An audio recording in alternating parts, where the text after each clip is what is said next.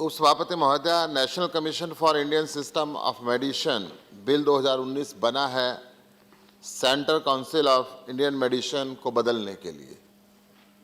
दिल्ली, हरियाणा, छत्तीसगढ़ आदि कुछ राज्यों के अंदर आयुष के डॉक्टर आज भी कुछ एलोपैथी की प्रैक्टिस करते हैं। इंडियन मेडिकल एसोसिएशन ने सुप्रीम कोर्ट में उनके खिलाफ केस फाइल किया। सुप्रीम कोर्ट में अभी स्टे है और वो इन क्षेत्रीय सरकारों के हिसाब से वो कुछ क्षेत्र तक वो प्रैक्टिस कर भी सकते हैं और कर भी रहे हैं। कुछ हाई कोर्टों ने भी इस मैटर में स्टे कर रखा है। जब तक ये फैसला नहीं आता वो आयुष के डॉक्टर ये प्रैक्टिस करते रहेंगे। आपने इस एक्ट के सेक्शन 2A में परिभाषित किया है कि Indian system of medicine means Ashtang, Ayurveda, Unani, Siddha and Sowa Rigpa system for medicine, whether supplemented or not by such modern advances as the Commission may, in consultation with the center government, declare by notification from time to time। इसमें clear नहीं है कि उन डॉक्टरों का क्या होगा। मैं ये कहना चाहता हूँ सरकार को अपनी पोजीशन क्लियर करनी चाहिए, क्योंकि हमारे देश के अंदर इलाज की सारी पद्धतियाँ एक से बढ़कर एक हैं। हर पद्धति को अपना एक सम्मान मिलना चाहिए, हर पद्धति के डॉक्टर को अपना सम्मान मिलना चाहिए। आज पूरे देश के अंदर कभी कभी आयुर्वेदिक के डॉक्टरों को एलोपैथिक के डॉक्टर कहते हैं कि झोला छाप डॉक्टर हैं। जब वो बच्चा पढ़ के ग्रेजुएशन की डिग्री लेके, पोस्ट ग्रेजुएशन की डिग्री लेकर विभिन्न महानगरों में, गांव के अंदर जाके सेवा करते हैं, अपनी प्रैक्टिस करते हैं, या तो सरकार डिग्री ना दे या किसी को भी उनका झोला छाप कहने का अधिकार ना दें। मैं आपसे निवेदन करना चाहता हूं, मैं आपसे कहना चाहता हूं कि इस एक्ट के सेक्शन 4 सब सेक्शन 1 में कमीशन का एक चेयरमैन होगा, 12 मेंबर होंगे, 16 पार्ट टाइम मेंबर होंगे, सभी को भारत सरकार अपॉइंट करेगी। इसके सेक्शन 11C में एक एडवाइजरी काउंसिल होगी, जिस एडवाइजरी काउंसिल के इस बोर्ड के सभी मेंबर होंगे तथा हर राज्य और यूनियन टेरिटरी का एक एक नॉमिनी वहां पर होगा।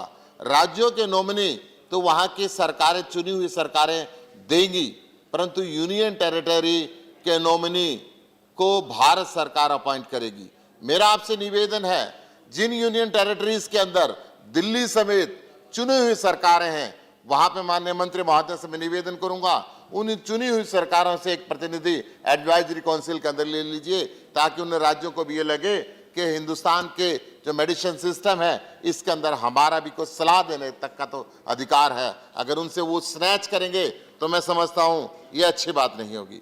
मैं आपसे एक और निवेदन करना चाहता हूं, आपके माध्यम से माननीय मंत्री महोदय से निवेदन करना चाहता हूं, इन सभी किस्म के डॉक्टरी के एग्जाम के लिए पहले आप नेशनल एलिजिबिलिटी टेस्ट रख रहे हैं। सभी प्रकार के बच्चों को दाखिला लेने से पहले नेशनल एलिजिबिलिटी टेस्ट देना पड़ेगा। फिर वो 5 साल अगर MBBS करेगा, 7 साल अगर पोस्ट ग्रेजुएशन करेगा तो अपनी पढ़ाई में लगाएगा, उसके बाद उसको नेशनल एग्जिट टेस्ट देना पड़ेगा। यहाँ तक भी बात समझ में आती है। उसके बाद आप कहते हैं अगर वो इलाज करने के बजाय किसी कॉलेज में अपॉइंटमेंट चाहता है तो उसको फिर एक नेशनल टीचिंग एलिजिबिलिटी टेस्ट देना पड़ेगा। एक जो संपूर्ण डॉक्टर आपको घोषित कर दिया, जिसके ऑपरेशन के लिए मनुष्य का शरीर उसको दे सकते हैं, आप कहते हैं पढ़ाने के लिए फिर उसको एक अलग से टेस्ट देना पड़ेगा। जब उसने 7 साल इसके अंदर लगा लिए, 2 राष्ट्रीय टेस्ट भी दे दिए, तो इस तीसरे टेस्ट की बाध्यता उसके ऊपर नहीं होना चाहिए। मैं इसके साथ साथ, जैसा सभी साथियों ने कहा है, मैं ये भी निवेदन करना चाहूंगा इसके अंदर आप योगा और नेचुरोपैथी को ऐड करें कि सारा दुनिया कि आज हम लीडरशिप क्षेत्र के अंदर कर रहे हैं तो वो भी इसके अंदर लाएं। आपको जैसे बाकी और मेंबर्स ने रिक्वेस्ट की है, मैं कहता हूं जितने बोर्ड ये अलग अलग बनने वाले हैं, इनके अंदर 2 लोकसभा का और 1 राज्यसभा का सदस्य भी नॉमिनी के रूप के अंदर इसके अंदर जाना चाहिए। मैं ये कहना चाहता हूं आयुष का एक बहुत महत्वपूर्ण पद्धति इस हिंदुस्तान के अंदर रही है, उन सबको सम्मान मिलना चाहिए और उन आयुष के विश्वविद्यालयों को स्थापित करने के लिए सरकारों का भी कुछ सहयोग उसके अंदर आना चाहिए, ताकि हम अपनी प्राचीन पद्धति के माध्यम से लोगों को अवगत करा सके और एक सस्ता इलाज पूरे हिंदुस्तान के अंदर दे सकें। हिंदुस्तान के अंदर क्योंकि गरीब से गरीब व्यक्ति आयुष के माध्यम से इलाज कराता है, हर एलोपैथिक डॉक्टर गांव में जाने से घबराता है और गांव स्तर तक वो इलाज नहीं मिल पाता। इसलिए आयुष के डॉक्टरों को हमें विशेष प्रमोट करना चाहिए। मैं एक बात कहना चाहता हूं कि कई ऐसे असाध्य रोग हैं, विशेषकर चरम रोग हैं, जिनका इलाज एलोपैथिक में संभव नहीं है। मैं एक अपना पारिवारिक एक सेकंड और लूंगा जी, एक एग्जाम्पल बताना चाहता हूं। मेरा बेटा छोटा था, जब 7-8 साल का था, मैं एक एलोपैथिक हॉस्पिटल का उस समय जनरल सेक्रेटरी था। मेरे सारे डॉक्टर ने कहा कि अब इसका इलाज, उसके शरीर पे फुंसी हो गई, एक फुंसी का पानी लगता दूसरी होती, सारे डॉक्टर ने कहा कि इसकी सारे स्किन से मुझे ऑपरेशन करके निकालना पड़ेगा।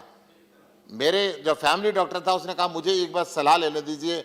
वो होम्योपैथिक डॉक्टर से सलाह ली और 3 दिन की दवाई के बाद उसके शरीर की सारी फुंसियां ठीक हो गई। इसलिए हर किस्म की पद्धति को हमें बराबर इलाज देके हिंदुस्तान की इन पद्धतियों को दुनिया के अंदर प्रचलित कराना चाहिए। और मैं निवेदन करना चाहूंगा, इस एक्ट के अंदर ये प्रावधान करें कि आयुष के डॉक्टर को अगर एलोपैथिक डॉक्टर कम नजर से देखते हैं, कम नजर से आंकते हैं, तो सरकार उसके ऊपर कोई कड़ी कार्रवाई करने का प्रबंध करे, उनको किसी भी कीमत पे झोला छाप ना कहा जाए।